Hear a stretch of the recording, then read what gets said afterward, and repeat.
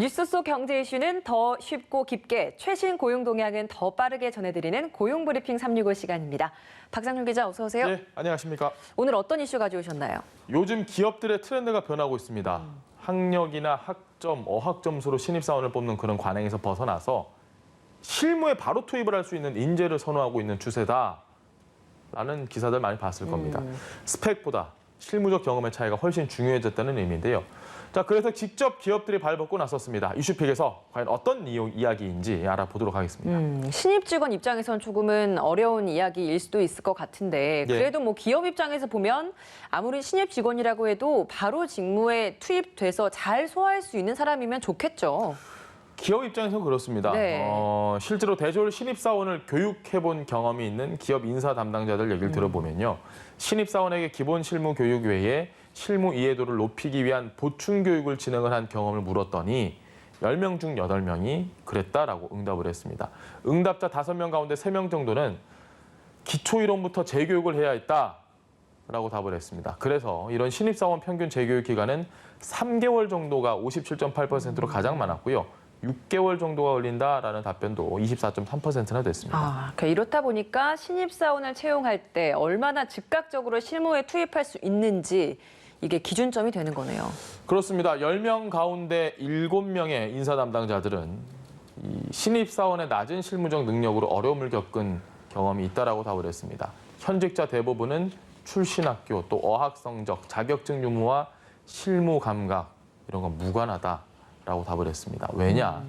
한 발도 좀 들어가 보면요. 이론 공부에만 치중해서 실무 이해가 부족할 수밖에 없겠죠. 이런 경우들이 대다수였기 때문입니다. 이렇다 보니 10명 가운데 8명의 현직 인사 담당자들은 대학 교육이 트렌디한 실무 중심으로 변화되기를 기대한다고 응답했습니다. 물론 뭐 대학에서 다른 소양을 쌓는 부분도 중요하지만 대학에서는 이런 실무형 인재를 육성하지 못하는 그 부분, 거기에 대한 아쉬움을 기업은 드러내고 있는 거군요. 기업 입장에서 보면 즉시 전력화할 수 있는 실무형 인재를 육성하지 못하는 대학 교육의 한계가 아쉬울 수밖에 없습니다. 그래서 최근에는 자, 기업들이 가만히 있으면 안 되겠죠. 제가 지금 기업들이 어떻게 그런 식으로 비난만 할 수 있느냐, 비판하고 뭐 이럴 수 있느냐라고 좀 흠을 봤는데 기업들도 빠르게 움직이고 있습니다. 대학들과 협약을 맺고요. 인재들을 키우는 방법을 다양하게 고민을 하고 확대를 하고 있습니다. 네. 특히 실적 호황이 사상 최대가 예상이 되고 있는 반도체 그리고 디스플레이 기업들이 잇따라 대학 내에 계약학과를 신설을 하고 있습니다. 전 세계적으로 치열해진 기술 경쟁에서 차세대 인재를 키워내서 글로벌 경쟁력을 확보하기 위함이기도 하고 거기서 빨리 기술 배워서 바로 와서 우리 회사에서 써먹어라. 시간 아끼자라는 그런 의미도 될 수 있겠죠. 실무형 인재로 키우기 위해서 기업에서 좀 필요한 기술력을 미리 습득할 수 있게 이런 기회를 좀 제공을 해주는 것 같은데 이게 그러면 기존 학과와는 좀 어떤 차이가 있는 건가요? 국내 주요 기업들이 대학 내에 아까 제가 반도체 말씀드렸잖아요. 반도체, 디스플레이 관련 학과를 개설하는 것뿐만 아니라 교육과정 역시 석사, 박사로까지 확대를 하고 있습니다. 대부분 학비나 기숙사비 지원을 비롯해서 인턴십, 그리고 전문가 강의, 현장 실습 등 실무 교육에 맞춤형으로 되어 있습니다. 최근에는 여기서 한 발 더 나가서 LG 디스플레이 같은 경우는 디스플레이 업계로는 최초로 연세대학교의 계약학과인 디스플레이 융합학과를 신설하는 MOU를 맺기도 했습니다. 반도체뿐만이 아니라 다른 분야에 대해서도 이런 인재 육성까지 나선 거네요. 그러면 맞습니다. 입학은 언제부터 가능한 건가요? 2022년도부터 모집을 시작을 해서 2023년에 운영을 시작을 한다고 합니다. LG 같은 경우는 지금 연세대학교뿐만이 아니고요. 앞으로 타 대학에도 신설을 할 가능성을 추진 중이라고 밝혔는데 내가 국문학과다. 내가 불문과다. 이 문과 학생들은 참 이거 어떻게 해야 될지 그 부분도 고민이 되네요. 그러네요.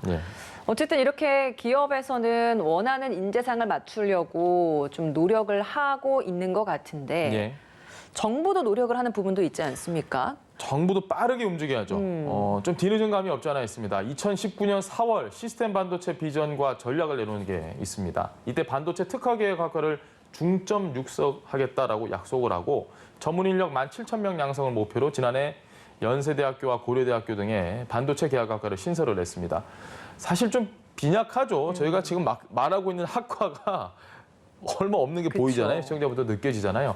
삼성전자도 반도체 기업 중에 계약학과 개설에 가장 먼저 나서기도 했습니다. 뭐 성균관대학교 사례를 좀 보면 성균관대학교에서는 최초로 이런 예. 채용을 계약하고 또 여기에 들어가는 반도체 학과가 생기기도 했었죠. 맞습니다. 삼성전자는 성균관대학교와 함께 2006년 국내 첫 채용 조건형 계약학과인 반도체 시스템 공학과를 만들었습니다. 이후에 폭을 넓혀서 경북대 전자공학부 모바일 공학 전공도 개설을 했고요. 참 다 이과입니다, 지금. 아주 그러니까요. 일부분에 한정이 돼 있기 때문에. 네네. 내년에도 5년간 카이스트와 포스텍에서 반도체 관련 학과를 개설을 하기로 했습니다.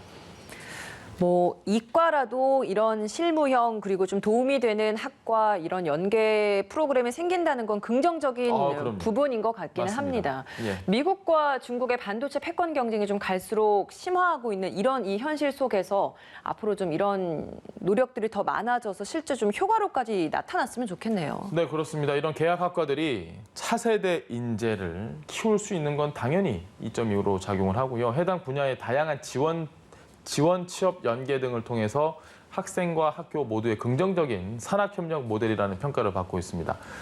무엇보다 현업 전문가들이 커리큘럼에 직접 참여를 하기 때문에 학생들로서는 책에서 배우지 못했던 현장에서 무엇을 원하는지를 직접 들을 수 있고 경험을 간접적으로 밀착해서 지원받을 수 있다는 아주 좋은 장점이 있습니다. 네, 차차 좀 분야의 폭도 더 넓어졌으면 좋겠다라는 생각도 듭니다. 네. 한컷 이슈 오늘 어떤 소식 준비하셨나요? 소득 기준을 충족한 65세 이상 고령층에게 기초연금이 지급이 되는데요. 올해 수급자 선정 기준액이 상향되면서 연금을 받는 어르신이 더 늘어났다라는 소식 들고 왔습니다.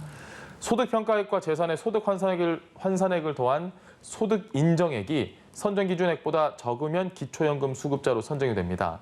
자, 이번 달부터 단독 가구는 월 소득 인정액이 180만 원, 부부는 가구당 288만 원을 넘지 않으면 기초연금을 받을 수 있습니다. 그러면 앞으로는 좀 더 많은 분들이 혜택을 볼 수 있는 거네요?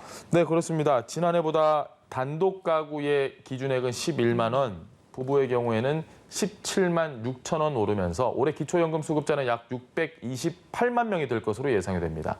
어떻게 하면 신청할 수 있을까? 어떻게 하면 받을 수 있을까? 중요하죠. 굉장히 중요하죠. 기초연금은 최대 월 30만 원까지 지급이 되는데 신청 안 하면 내가 대상이더라도 못 받습니다. 주소지 관할 읍면사무소나 주민센터 아니면 근처에 국민연금공단 지사 있으면 거기 가셔서 방문해서 신청하셔도 되고요. 온라인이 편하다 하면 복지로 홈페이지에서 신청을 할 수 있습니다. 올해로 만 65세가 되는 어르신은 생일이 속한 달에 한 달 전부터 기초연금을 신청하시면 됩니다. 네, 학생들은 맞춤형 교육을 받을 수 있고 기업들은 원하는 인재를 선발할 수 있는 산학협력, 앞으로도 더 풍성한 결실을 맺을 수 있기를 기대합니다.